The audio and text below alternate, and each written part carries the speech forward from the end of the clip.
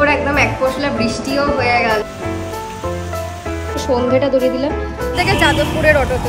Hello everyone, welcome back to the channel to a new blog. আশা করি সকলে তোমরা খুব ভালো আছো। আজকে ব্লগটা অনেকটা দেরিতেই শুরু করেছি, এখন প্রায় বেজে গেছে 10:30। বাইরে তো বেশ ভালোই গুরুম গুরুম শুরু হয়েছে, ডাকছে, ফাঁকা আওয়াজ হচ্ছে, মনে হচ্ছে বেশ ভালো জোর নামতে চলেছে। কালকেই রাতে তোমাদেরকে বলছিলাম না যে কদিন ধরে ওয়েদারটা খুব গুম মেরে আছে, বাট সন্ধ্যাবেলা থেকে ভালো হাওয়া দিচ্ছে, গুরুম গুরুম আওয়াজটা হচ্ছে, এটা একটা শান্তি। একটুখানি আশাতে যে হয়তো হতে পারে, কিন্তু বেশি গরজালে না আবার ভালো বৃষ্টি হবেও না আর কি। এইখানে দেখো দুজনের ইন্তার মস্তি চালু। সিম্বা লিউ এই কাকে পাত্তা দেয়। তো যাই হোক, ওরা খেলুক, আমি এখন যাব ব্রেকফাস্ট করতে। আজকে ব্রেকফাস্টে বানাবো হচ্ছে রুটি, আলু ভাজা আর বেগুন ভাজা।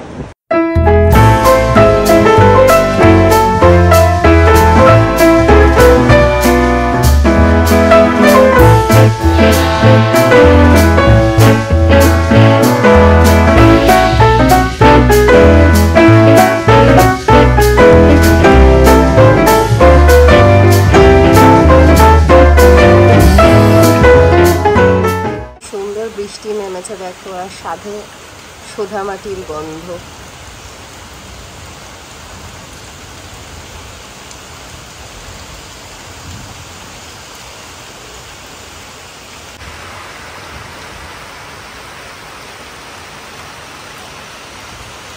গরম গরম আলু ভাজা রেডি।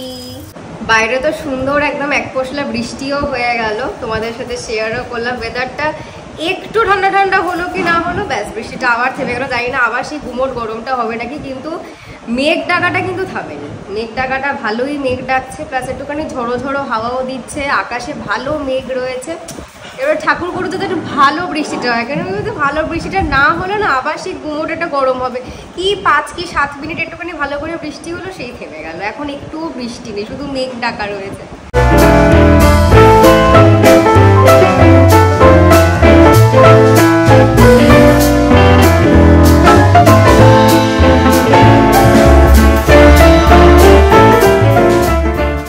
এখন প্রায় বেজে গেছে 1:30 কি 2টো মতন, আর এখন আমি ছাদে এসেছি পাখিদের জলটা পাল্টে দেবো, পাখিদেরকে খেতে দেবো, তারপরে স্নান টান করে ফ্রেশ হয়ে গোপালদেরকে সকালে ভোগ দেওয়া হয়ে গেছিলো, এখন গোপালদেরকে স্নান করিয়ে নেবো। আর বাইরের ওয়েদারটা দেখেছো, জানি না কতটা ক্যামেরায় ক্যাপচার করছে, পুরো একদম মেঘলা হয়ে আছে, আর গুরুম গুরুম করে মেঘ ডেকেই যাচ্ছে।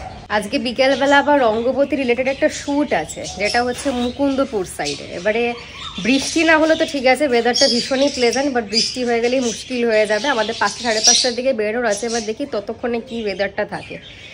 এখন তো কিছুই দেখে বোঝা যাচ্ছে না। ওয়েদারটা তো খুব প্লেজেন্ট, রোদ নেই, কিছু নেই, সুন্দর, বাট বৃষ্টিটা না হলেই হলো। এখন যত ইচ্ছা হয়ে যাক, বিকেলবেলাটা না হলেই হলো।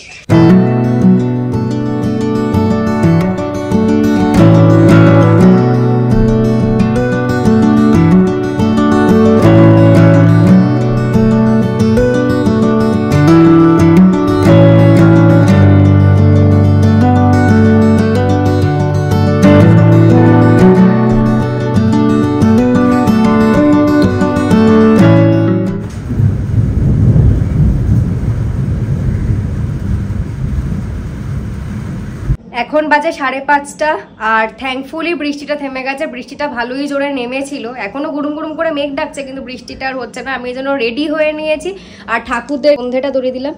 নাও একবার হনুমানজি দর্শন তোমরা করে নাও।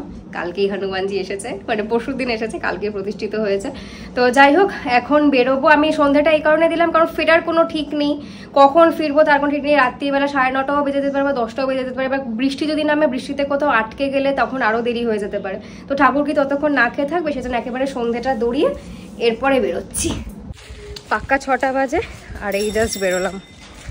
ভাবলাম বাড়ি থেকে বেরোনোর সময় একটা ছাতা নিয়ে বেরোবো, বাট নিয়ে বেরোতেই ভুলে গেলাম। কিন্তু আকাশের যে অবস্থা দেখে মনে হচ্ছে আপাতত এখন তো আর ঢালার কোনো চান্স নেই, পরে ঢাললে দেখা যাবে, কোনোটা সিঁড়ে দাঁড়িয়ে যাবো নয়।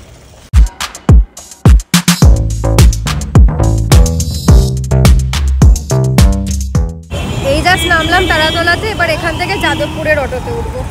বৃষ্টিটা পড়ে না, ওয়েদারটা খুব সুন্দর ঠান্ডা ঠান্ডা হয়ে গেছে, একদম আরাম লাগছে হাঁটতে।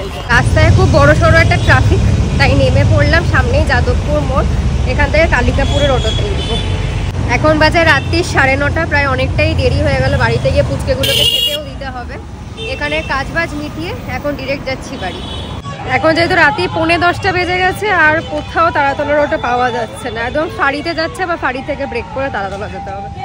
এই জাস্ট একটু আগে ফিরলাম বাড়ি, প্রায় এখন বেজে গেছে 10:40। বাচ্চাগুলো সব রাত্রি 10টার সময় খায় আর সেখানে আধ ঘন্টা 40 মিনিট দেরি হয়ে গেছে। ওদের তো খুব জোর খিদে পেয়ে গেছে। সবার আগে এসেই আমি হাত পা ধুয়ে ওদের খাবারটা গরম করলাম, মাছের ঝোলটা গরম করলাম, ভাতটাও ফ্রিজে ছিল, এখন হালকা একটু ঠান্ডা হোক, কারণ ওরা তো গরম খাবার খেতে পারে না। ততক্ষণ একটুখানি আদর চলছে ছোটো জনের, এই যে বড় জন, এরপরে ওদেরকে খেতে দিয়ে দেবো সবার আগে এই কাজটা, তাই তো? তাই তো, এত বুঝ দিতে হবে না। দেখো এখানে কি চলছে দেখো, মানে দুজন একসাথে কোলে ওঠা যায় কখনো? নামিয়ে দিল, ভাইকে কিছুতেই একা থাকতে দেবে না বলে। আজকের এই ব্লগটা তাহলে আমি এখানেই এন্ড করছি। দাঁড়াও তোমাদেরকে একটা জিনিস দেখাই। দেখো এখানে দুজন একদম মহা আনন্দে ঘুম লাগিয়েছে। আজকের ব্লগে যদি কিছু ভালো লেগে থাকে please do like, comment, share and subscribe to our YouTube channel. আবার দেখা হচ্ছে কালকে তোমাদের সাথে ইন্টারেস্টিং ব্লগ নিয়ে। ততক্ষণ নিজেরা খুব ভালো থেকো। Tata, take care, good night.